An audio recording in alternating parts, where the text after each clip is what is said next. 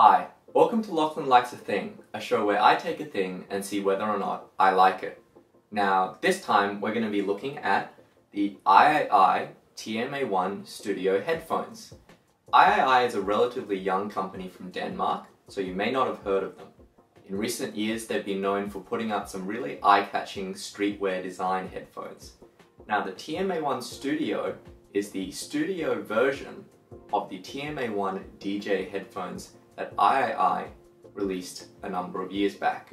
Now, I want to be completely honest and say that I got these headphones first and foremost because I am in love with their design. When I first saw the shots for the TMA-1 and the TMA-1 Studio, I instantly wanted to have a pair. And when they popped up in the Click Frenzy sale in Australia, I instantly put them in my cart. I couldn't resist. With the TMA-1 Studio, you get a headphone that's basically just two large ear cups and a headband, all made out of soft touch plastic and foam. It's so minimalist, it's absolutely gorgeous. And if you're a science fiction fan, you'll know that TMA it stands for Tycho Magnetic Anomaly, which is the big black monolith in Arthur C. Clarke's 2001 A Space Odyssey. So you can certainly see where they were going with their industrial design. It's fantastic. Now, the TMA-1 Studio is the studio version of the DJ headphone. So what you get is a polyurethane headband for just a bit more comfort, much larger ear cups, more on them later, as well as a 40mm titanium dynamic driver, which is supposedly tuned for studio applications. You also get the headband mechanism is very simple. It's just a series of holes. You slide the ear cup back and forth, and despite the relatively simple construction, it's actually both durable and quite secure. The entire thing is made out of this black soft touch plastic and foam, and it's, it looks like it can take a beating. Now, the TMA-1 Studio comes with a detachable cable, and it locks into place. So all you need to do to unlock it is you just twist it, and then you can pull it out. And then to put it back in, you just stick it in and twist it. Now, it's secure even when it's not locked.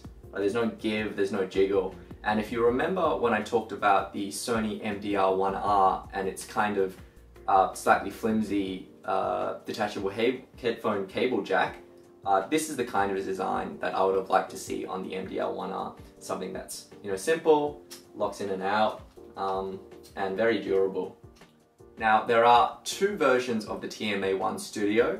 One comes with two cables, a iPhone mic cable and a straight cable, and the version I got, which actually comes out of the box with a 3.5mm coiled cable. Now, one thing is I actually don't like coiled cables very much. They're quite heavy and they pull on one side of the headphone. And because the TMA-1 headphone is actually a headphone that's very light and with not much clamping force on the ears, the weight of the coiled cable is actually somewhat annoying because it pulls on one side of the head. So I actually bought a separate straight cable from the TMA-1 website. Unfortunately, you cannot buy the iPhone mic cable by itself. I believe that there is some licensing issue from Apple. Now we move on to ear cups, and unfortunately, I'm going to have to tell you a major problem with the AiAiAi TMA-1 Studios. The AiAiAi TMA-1 Studios comes with detachable ear cups, so they just pop off here, and they have these little rubber spokes that go into into 4 holes on the driver here. So really simple design, quite nice. And you get two types of ear cups out of the box. You get these polyurethane ear cups, which have a large internal volume where your ears sit in, very comfortable, very breathable, and very lightweight. You also get this synthetic leather style ear cup, which is still comfortable, but not quite as comfortable because it has less of an opening, more of it touches your ear. On the flip side, you get more isolation and a slightly warmer sound, a slightly more natural sound with the synthetic leather. though, because in Australian summers it gets quite warm, I actually prefer the polyurethane ear cups. And this is unfortunately where the big issue comes from, and this has been reported in many reviews. The glue that AiAiAi uses to attach the ear cup disc to the actual foam itself is unfortunately not very strong. And what you'll find is that when you detach the ear cups, it's very, very easy to actually pull the foam right off the disc and to separate the adhesive. Now, this happened immediately as soon as I tried to detach the ear cups for the first time with the foam ear cups that came out of the box. And I spoke to AiAiAi in Denmark through emails about this, and they were really good. They immediately sent me a replacement pair, and they said that the new variation had a different type of glue and you wouldn't get this problem. But unfortunately, as you can see, this is the pair that I got sent by AiAiAi as a replacement, and very soon afterwards they began detaching from the foam as well. So there are a couple of solutions to this. You can never change the ear pads and then you know, hope that nothing causes the ear cups to detach from the disc in daily use. Or you can use, I used a construction glue actually to adhere the discs to the ear cups. And even this, even though this is, you know, liquid nails polyurethane glue, which is quite secure, I still feel somewhat nervous about these discs staying on, which is really unfortunate because other than that, it's a sensible design. With the pleather ear cups, you actually don't get this problem because they're built in a completely different way. The discs are attached to the pleather a completely different way, and it's much more secure, and you wouldn't have these kind of durability issues. But because they sound different and because they're less breathable, not everyone's going to like the pleather ear cups. So it's a real shame that the foam ear cups are so fragile.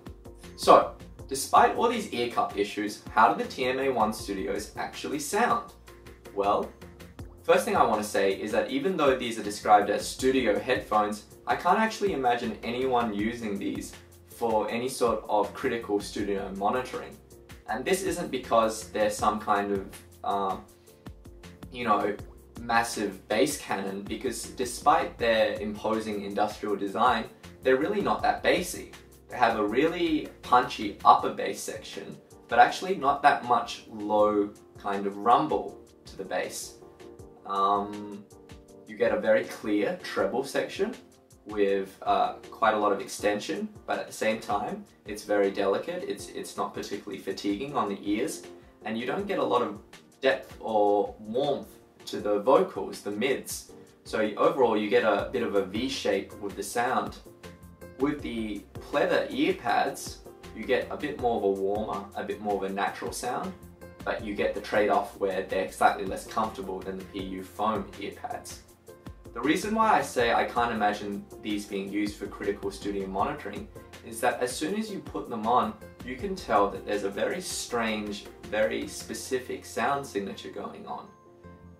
Basically, these headphones sound like that a reverb filter has been applied to all your music. If you've ever heard LaRue's self-titled album, you'll hear that there's a studio kind of sheen that goes throughout all the tracks. And funnily enough, the TMA-1 Studio actually makes every song sound like the way that album has been mastered. So you get this kind of weird cavernous soundstage with this weird reverb that doesn't sound actually particularly natural. And it means that for modern studio recordings, a lot of dance music and hip hop and that kind of thing, these headphones are really great. They sound punchy and exciting and fun, and I suspect, you know, and AiAiAi has been quite clear in some of their press material that this is what these headphones have been tuned for. But for almost everything else, you can forget about getting kind of natural, accurate sound out of these, because they'll just sound a bit weird and congested. And in that respect, they're actually quite similar to the AiAiAi TMA-1 DJ headphones. So, despite all this, because I'm a headphone collector, I like these headphones. I like the way they look. I think the way they sound is quite interesting because it's an example of a company specifically tuning their headphones for a genre of music. But at the same time, I can't really recommend these headphones to anyone, both because of their unnatural sound and also because of the fragility of the ear cups. And I really wish that AiAiAi hopefully puts out a revision of the ear cups with the PU foam, which doesn't have the same kind of problems. That said, if you were after a headphone that looked fantastic, which is what these headphones are, and you were going to be very careful with them, and you mostly listen to a lot of dance music, or if you're a headphone collector like me, then go for it. These are really fun headphones. Anyway, thanks for watching this video. I hope it's helped you if you're looking at the TMA-1 Studios. Thanks for all the great comments in the other videos, and thanks for liking and subscribing to the channel. And I hope you enjoy the rest of your week.